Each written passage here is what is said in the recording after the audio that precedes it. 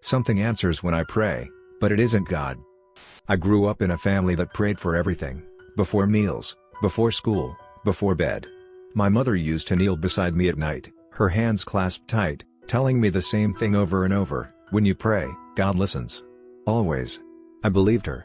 Those words kept me warm through storms, nightmares, and every lonely moment of childhood. But the first time something answered me, my mother wasn't in the room.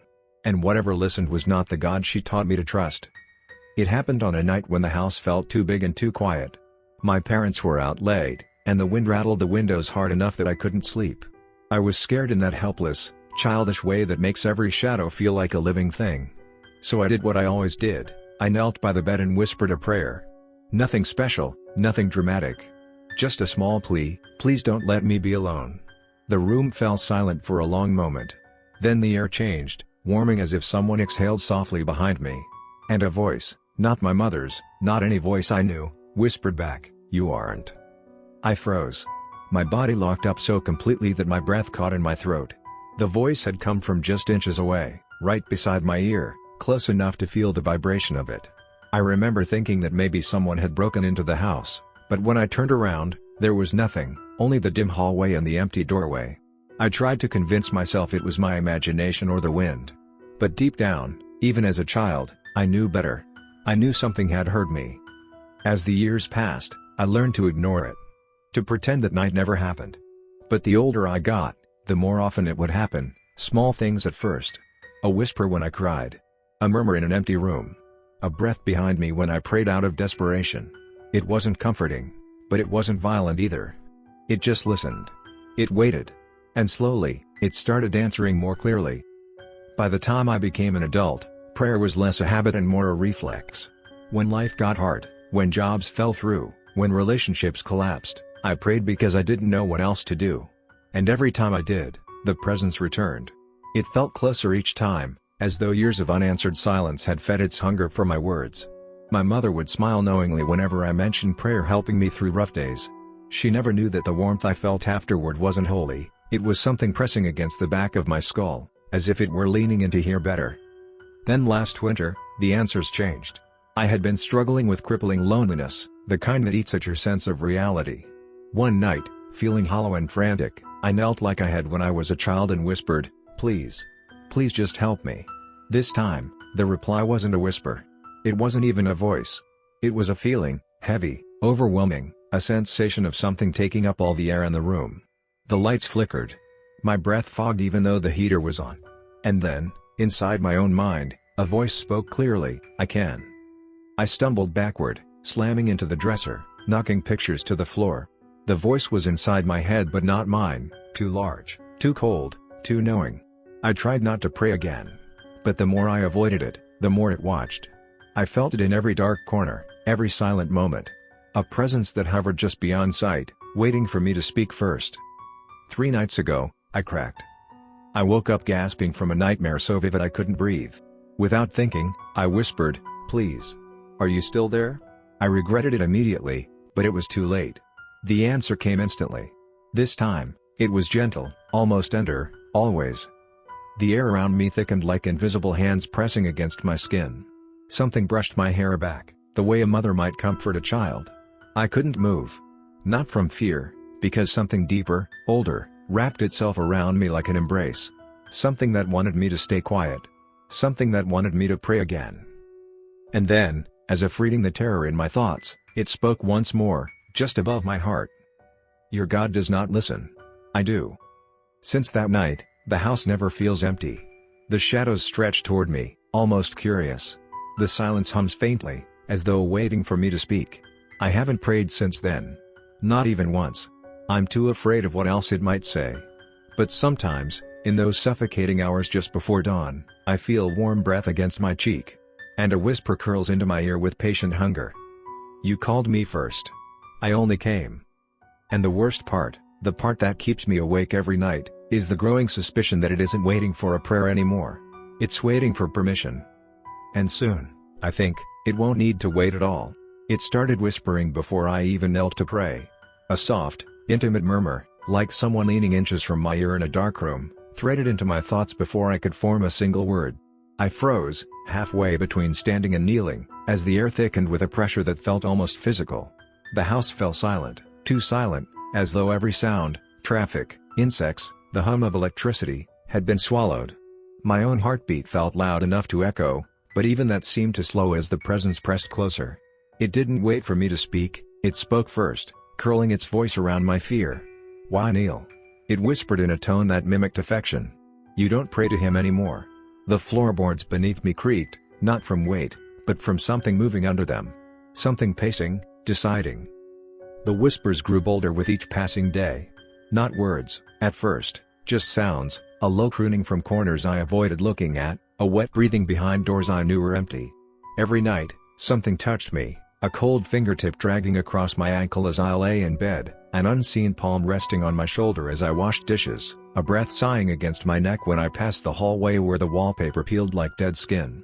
It wasn't pretending to be divine anymore, it didn't need to. It had learned my patterns, my fears, my weaknesses. It answered before I finished thinking, anticipating my worries with unnatural precision, offering comfort that felt both intimate and hungry. And every time I allowed it, even for a moment, the shadows lengthened just a little more, creeping toward me in ways shadows should not move. Then the signs began. The mirrors fogged over with handprints that were too long, too thin, too many. Pages of my Bible ripped themselves free and curled on the floor like withered leaves, each one marked with unfamiliar symbols burned into the paper, not written, burned.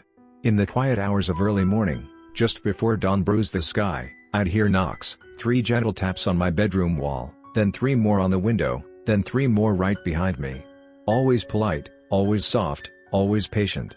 And each knock was followed by the same low murmur, "I'm listening." But it wasn't a reassurance, it was a warning that it was always there, waiting, watching, understanding me in ways nothing holy ever could. One night, I made the mistake of answering out loud. I didn't pray, I just whispered, trembling, "What do you want?" And immediately, as though my voice unlocked something, the world around me exhaled. The ceiling groaned. The lights flickered. The shadows folded inward and upward, forming a silhouette with too many joints, too many angles, too much fluidity for anything born of flesh. Its head tilted, and although it had no eyes, I felt it see me, see everything I had ever been, everything I feared becoming. Then it spoke, no longer whispering, but in a voice layered with countless others, like a choir singing from beneath the earth. "You called," it said. And I came. My breath broke. My bones felt hollow. My knees buckled. And the creature, patient, familiar, extended an arm that was far too long and far too gentle. "Keep praying," it urged. "You're teaching me." And now, I feel it learning still, its voice sharper, clearer, almost human. Some nights it speaks in my own voice. Other nights it speaks in the voice of my mother, my childhood friends, old pastors long dead. It imitates so well now that I can't tell the difference between memory and mimicry. It no longer waits in corners or behind walls. It stands just behind me when I brush my teeth. It crouches beneath my bed, humming softly. It sits at the foot of my chair when I eat, its grin stretching wide enough to split. Each prayer I make, even silent ones, feeds it, shapes it, gives it form and purpose. I used to think it was bound by ritual, that it needed my words to manifest. But lately, I've noticed it doesn't require the prayers at all, it responds to thoughts, to emotions, to the smallest flicker of fear. And soon, I think, it won't need to wait at all. Already it whispers before I even feel afraid. Already it finishes my thoughts for me. Already it stands closer than breath, behind me, beside me, in me, learning how to speak not like something from the dark, but like something that belongs here. Like something that belongs to me. I fear the moment it finally understands everything I am, everything I think, everything I could be. Because when that moment comes, I don't think it will simply answer my prayers anymore. I think it will start making its own. The thought lingered in my mind like a poison, and the moment it formed, the air around me thickened, as though the creature had inhaled my fear and swelled with it. The wall subtly curved inward, just enough to make me dizzy, just enough to remind me that the structure of my home responded to it now, not to gravity. The lights flickered in a slow, rhythmic pulse that matched the sensation of a heartbeat, its heartbeat. The house no longer felt like a place where I lived, but a body where I was trapped, and every sound, creaks, whispers, the low groan of settling wood, was the pulse of something awakening deeper inside. I didn't have to pray anymore for it to come. Simply existing was enough. I woke one night to the sound of pages flipping rapidly, an unnatural flutter, like wings beating against the inside of a coffin. My Bible sat open on the floor, though I hadn't touched it in days, and the pages turned by themselves, stopping only when I stepped closer. There, on a blank page that should have held nothing, were words written in a liquid so dark it seemed to absorb the light around it. The handwriting was jagged, trembling, as though whatever wrote it had never held a shape long enough to form letters. "I will pray for you." My stomach dropped. The words pulsed, fresh, as if inked by something still hovering nearby. When I backed away, the floor shook, not violently, but in a disappointed tremor, like a beast stirring from half-sleep. Over the next few days, the creature's prayers began. They didn't sound like any language I recognized, more like layers of voices stacked atop one another, chanting from inside the walls, under the bed, behind the shower curtain. Sometimes the voices were low and rumbling, like the groan of earth shifting, other times they rose in a childlike lilt, giggling between each whispered syllable. They prayed for things I didn't understand, but I felt the effects, the house growing colder even when the heater worked, shadows stretching in long, thirsty lines toward me, objects moving slightly out of place as though nudged by invisible hands. My dreams twisted into landscapes of endless dark corridors and doorways that led back into my own room. And always, somewhere in the dream, the creature stood just out of sight, humming its new prayers for me in a voice that sounded a little too human. One evening, as I stared at the ceiling trying to ignore the soft scraping beneath the floorboards, the creature spoke again, this time in a perfect mimic of my mother's voice. "You don't have to fear it," it soothed from the doorway. I froze. My mother had been dead for years.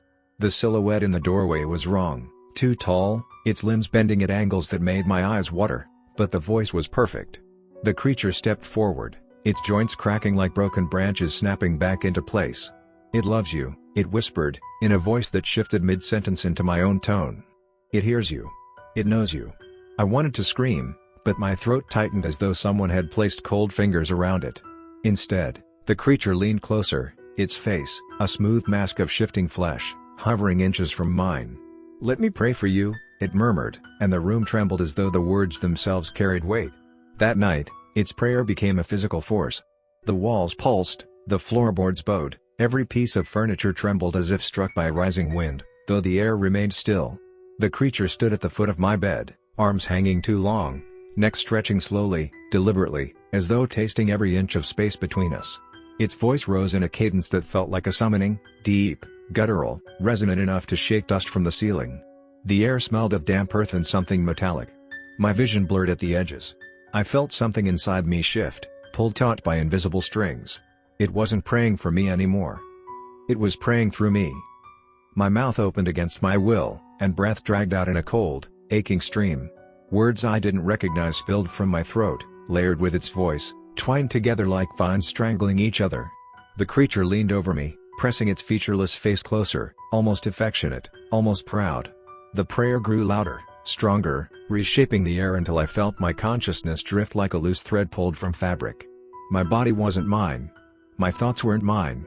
They slipped, one by one, into a vast, echoing emptiness where the creature waited with open, eager hunger. And now, day or night, I feel it inside me, whispering prayers in a language that twists around my bones. My shadow no longer matches my movements. My reflection lags behind, smiling when I am terrified.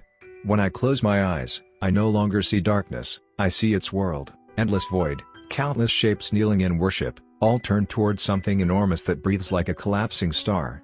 And every time I reopen my eyes, the creature is closer, more defined, more present in the room as though stepping through a doorway only it can see. I used to think it answered my prayers. Now I know the truth. It's preparing me to answer its. And the worst part, the part I can barely admit even to myself, is that some small, trembling piece of me is beginning to understand the prayers. And a smaller part is beginning to agree.